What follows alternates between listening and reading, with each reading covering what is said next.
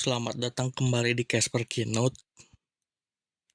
Sesuai judulnya, yang pengen saya bahas di episode ini itu Persona 3. Tapi sebelum itu saya pengen bilang dulu kalau misalnya ada teman-teman nih yang progresnya belum beres, saran saya beresin dulu, atau yang belum main nih karena nunggu reload rilis, sebaiknya jangan dulu dengerin episode ini karena akan mengandung minor sama major spoiler. Pokoknya semua yang saya bahas di sini lah. Oke, saya main ini tuh murni blind playthrough karena jujur aja saya nggak tahu apa-apa soal Persona. Karena emang JRPG semi visual novel kayak gini emang kurang cocok lah sama saya. Saya tahu series ini tuh emang karena Persona 5 lagi hype-hypenya. Saya main yang P3P, yang portable. Versi PSP biar bisa main di copy shop kerikil gitu bro. Biar kayak anak skena. Sambil magnum lah sama americano tipis.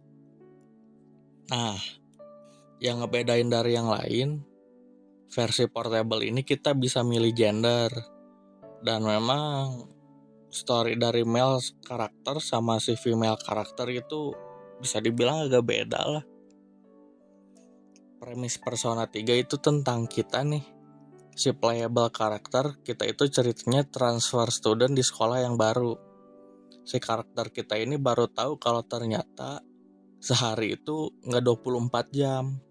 Nah, cerita utamanya nyeritain itu. Jadi, setelah jam 12 malam itu ada yang namanya Dark Hour.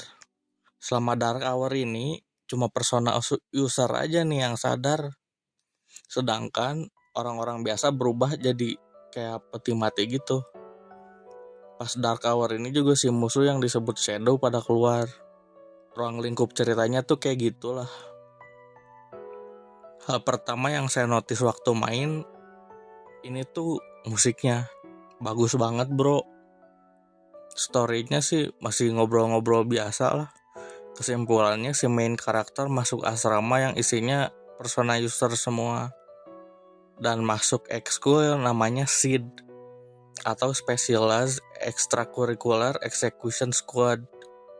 Nah, si SEED ini tugasnya lawan Shadow yang muncul pas Dark Hour. Jujur aja di beberapa chapter awal saya masih meraba-raba nih karena nggak tahu ini story-nya mau dibawa kemana. Untuk gameplay sebenarnya simple tapi lama-lama bisa dibilang jadi repetitif. Karena dia make day and night system, jadi pagi sampai sore si MC itu di sekolah. Karena ada beberapa mini games di sekolah. Abis jam sekolah beres, kita bisa keliling map tuh. Free roaming, nyari interaksi. Nah, visual novelnya tuh di sini karena semua heroin di sini bisa kita romance. Gak kayak versi lain yang cuma bisa satu aja. Kayak di Persona 3 yang standar kan cuma satu, gak bisa semua. Nah yang di portable ini semua kita bisa romance. Free roaming juga fungsinya untuk naikin main stats. Oh iya, main stats itu ada academics, charm, sama courage. Jadi di Persona itu kita ada ujian yang kayak gitu-gitu, jadi stats akademik itu penting buat kayak gitu.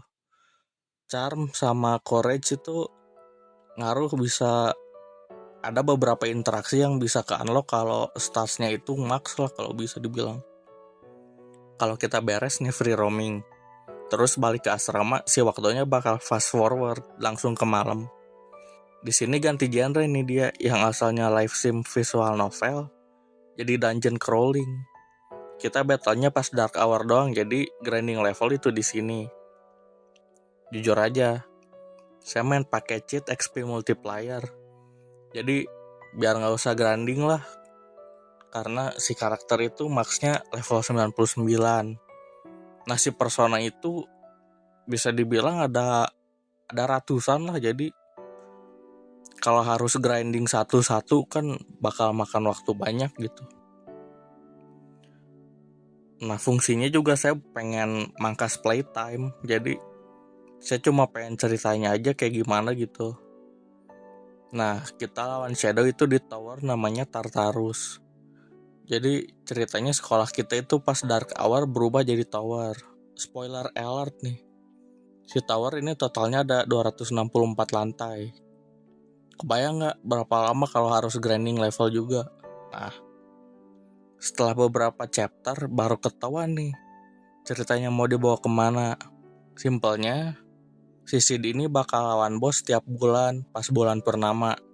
Dan jumlah si bosnya ini ada 12, jadi plotnya cuma setahun nih mikir saya. Dan ternyata enggak bro. Major spoiler alert nih. Saya saranin kalau yang belum selesai mainnya denger sampai sini aja karena nextnya mending experience sendiri lah. Oke. Ini plot twist paling bangsat. Ternyata si 12 bos yang udah kita lawan ini gak boleh dibunuh. Karena bakal bangunin si true boss yang namanya Nyx. Ceritanya si Nyx ini sebelum bangkit bakal muncul sebagai apparizer.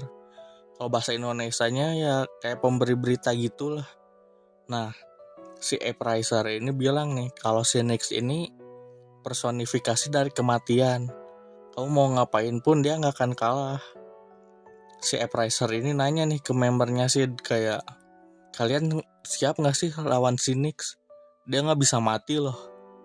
Nah, si apparizer ini ngasih opsi kalau Sid gak berani lawan, kita bunuh si apparizer ini. Dengan syarat ingatan kita soal Dark Hour itu bakal dihapus. Opsi lainnya kita nunggu si Nyx-nya bangkit terus kita lawan di situ. Saya sih ready ya. Karakter saya udah strong parah karena pakai cheat. Item juga bisa dibilang gak akan habis lah. Equipmentnya gak udah paling mentok gitu.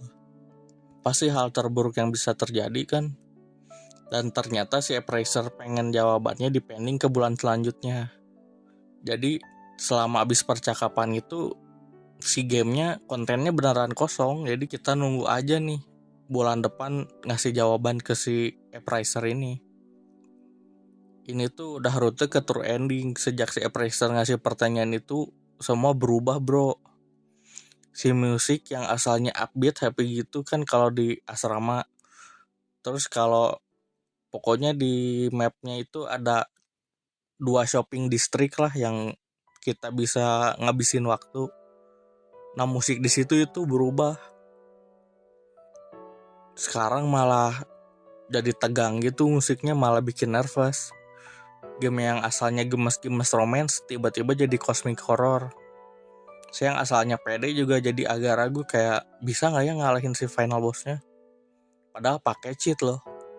Akhirnya saya tetap milih opsi buat lawan si final bossnya.